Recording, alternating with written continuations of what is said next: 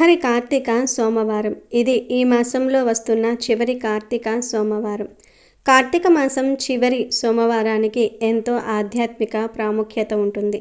రేపు సోమవారం సాయంత్రం 4:30 నుండి 5:30 మధ్యలో మందార పువ్వుతో ఇలా చేస్తే మీ ఇల్లు ధనంతో నిండిపోతుంది. సోమవారం మందార పువ్వుతో ఇలా చేయటం వల్ల మీకు ఆర్థికంగా ఉన్న సమస్యలు తీరిపోతాయి.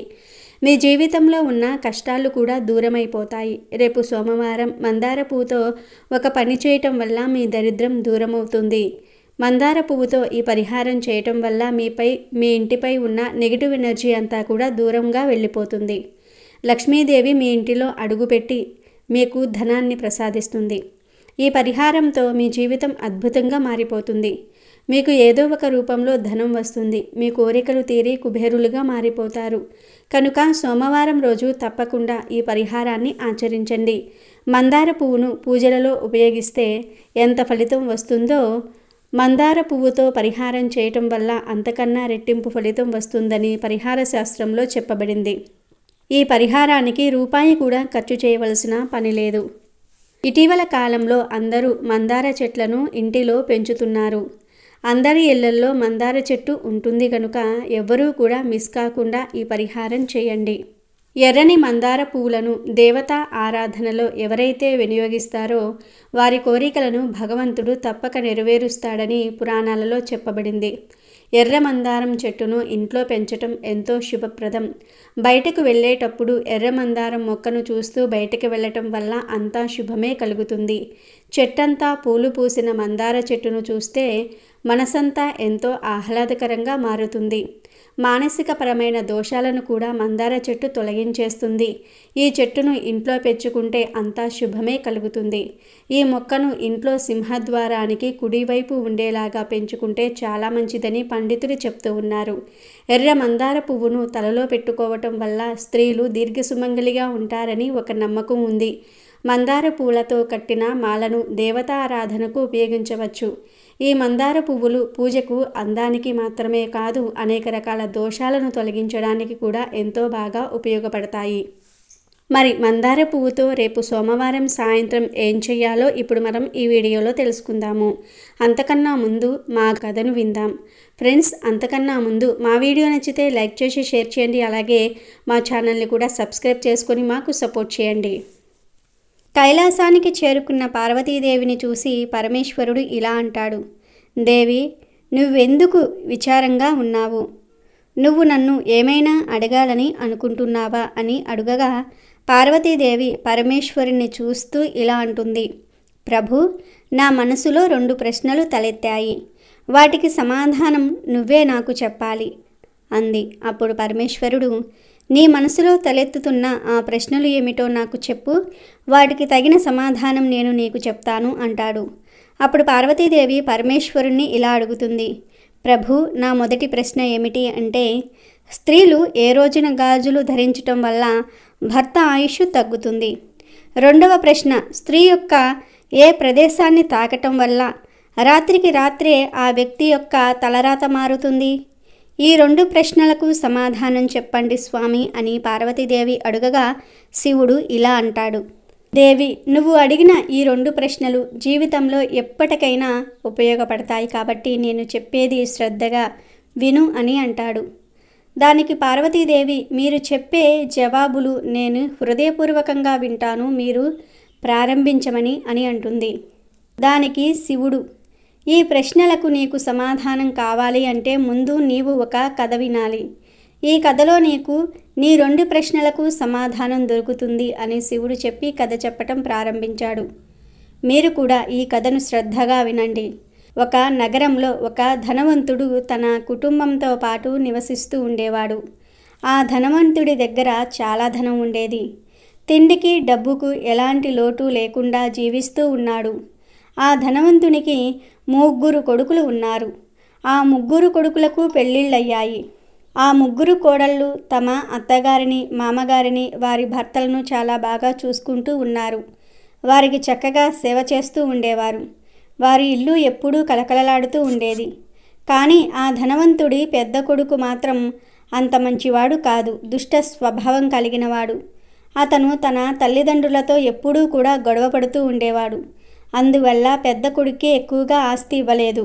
పెద్ద కోడలికి మరియు మిగిలిన ఇద్దరి కొడుకులకు కోడళ్లకు ఆస్తిని బాగానే పంచిపెట్టాడు.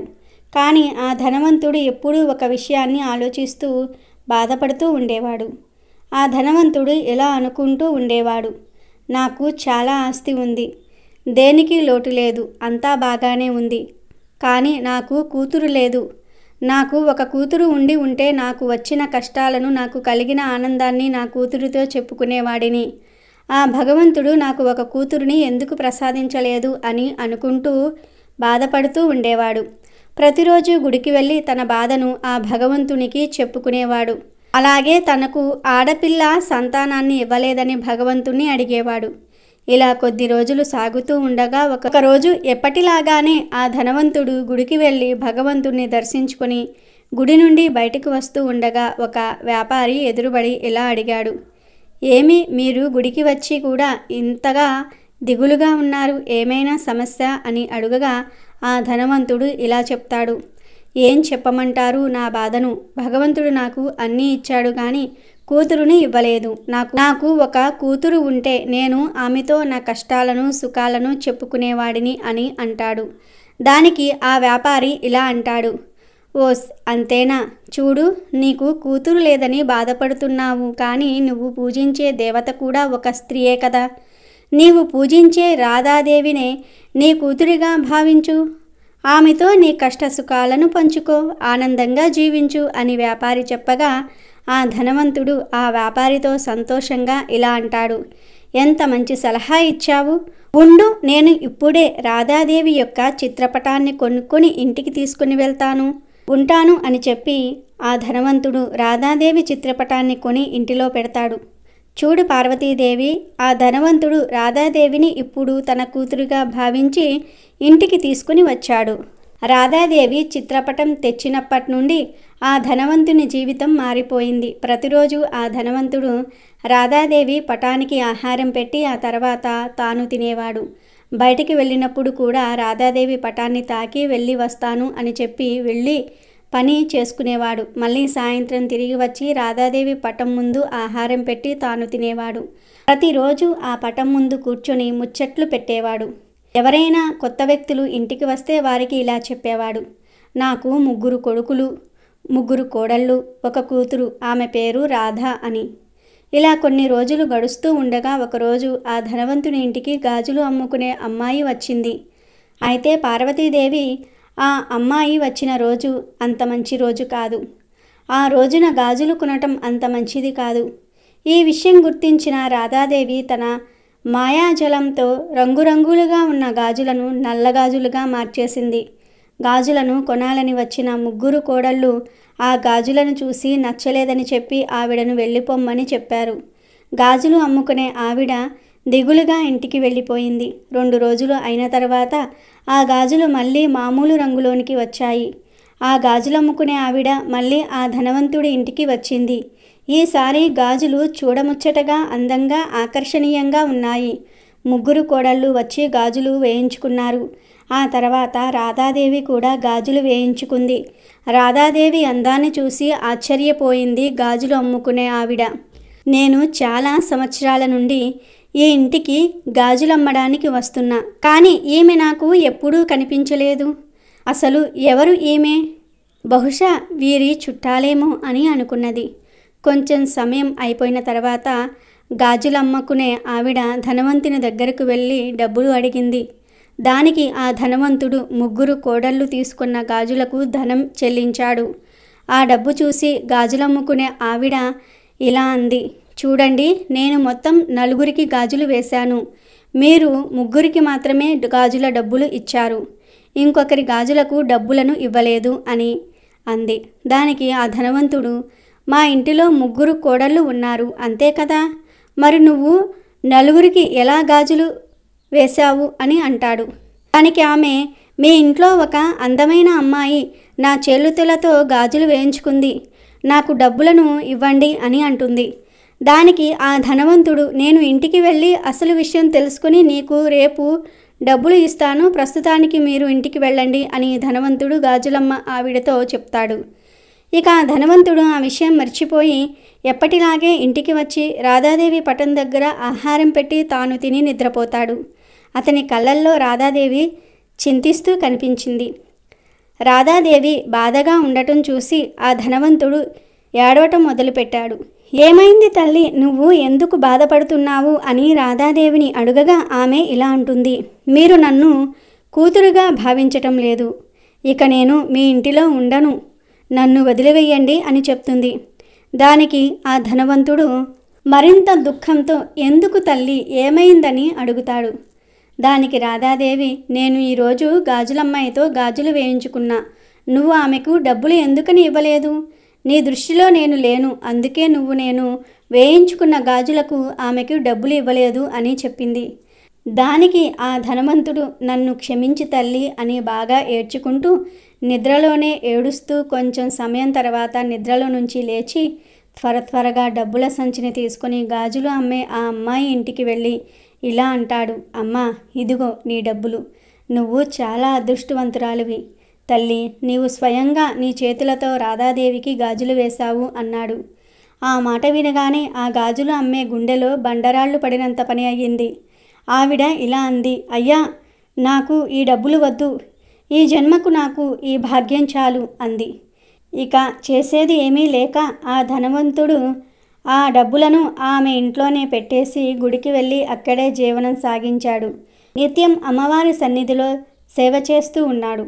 ధనవంతుడి కళ్ళల్లో కనిపించిన రాధాదేవి ఆ తర్వాత ఆ ధనవంతుని పెద్ద కొడుకు కళ్ళల్లో కనిపించి ఇలా అంటుంది, నీవు నీ తల్లి కాళ్లను ఇప్పటి వరకు ముట్టుకోలేదు, అందుకే నీవు ఈ దౌర్భాగ్యాన్ని అనుభవిస్తున్నావు. నీవు ప్రతిరోజు బయటకు వెళ్ళేటప్పుడు నీ తల్లి కాళ్లను తాకి వెళ్ళు, అంతా శుభమే జరుగుతుంది. ఈ మాట చెప్పి అదృశ్యమైపోయింది. ఇక అప్పట్నుంచి ధనవంతుని పెద్ద కొడుకు ప్రతిరోజు తన తల్లి కాళ్లను తాకి బయటకు వెళ్తున్నాడు. కొద్ది రోజులకు తన జీవితం మారిపోయింది. తను అందరికన్నా గొప్ప ధనవంతుడిగా మారిపోయాడు.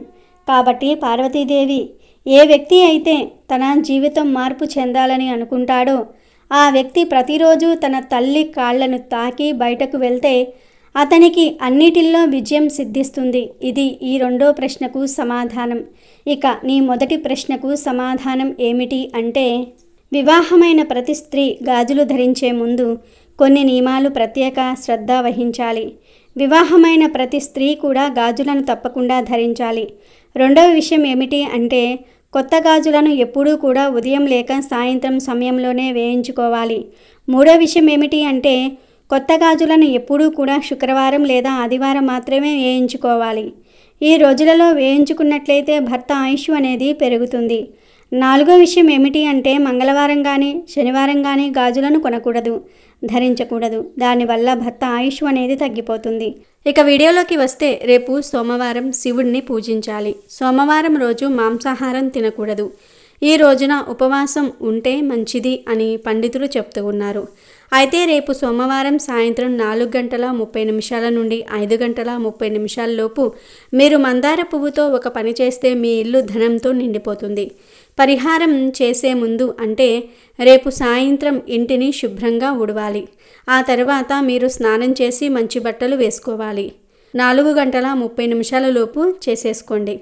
4:30 సమయానికి మీ ఇంటిలో ఉన్న మందార చెట్టు దగ్గరకు వెళ్ళి కొన్ని పువ్వులను తెచ్చుకోండి.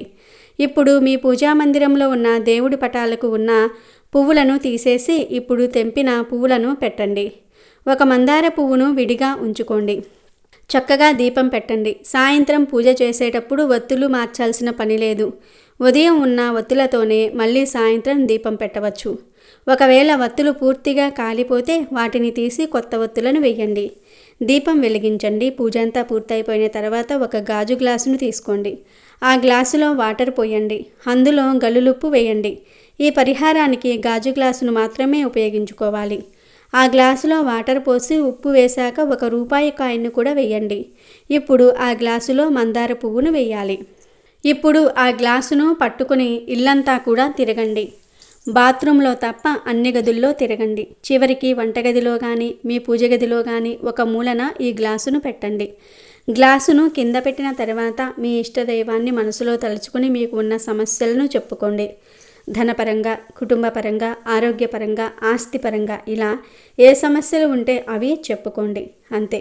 ఇక ఆ గ్లాసును కదపకుండా అలా వదిలేసి మీ పనులు మీరు చేసుకోండి. ఈ పరిహారంలో ఉపయోగించిన వస్తువులు అన్నీ చాలా శక్తివంతమైనవి. ఉప్పు మీ ఇంటిపై ఉన్న నెగిటివ్ ఎనర్జీని తొలగించేస్తుంది. రూపాయి బిళ్ళ మీ ఇంటికి ధనం వచ్చేలాగా చేస్తుంది. నీళ్లకు కూడా చాలా శక్తి ఉంటుంది. నీళ్లు కూడా నెగిటివ్ ఎనర్జీని లాగేసుకుంటూ ఉంటాయి. ఇక మందార పువ్వు మీ ఇంటిలో జరిగే గొడవలను తగ్గిస్తుంది. ఈ పరిహారం చేయటం వల్ల మీ జీవితంలో ఉన్న అన్ని రకాల సమస్యలు తొలగిపోతాయి. ఆ గ్లాసును 3 రోజుల వరకు కదపకూడదు. గురువారం రోజు ఆ గ్లాసును కదపాలి. అందులో వేసిన పువ్వును, వాటర్ను ఏదైనా చెట్ల మొదట్లో పడవేయండి. రూపాయి కాయిన్ ఎవరికైనా దానం చేయండి. అయితే రూపాయి కాయిన్ దానం చేసే ముందు ఆ కాయిన్ని కడగండి. డైరెక్ట్గా దానం చేయకండి.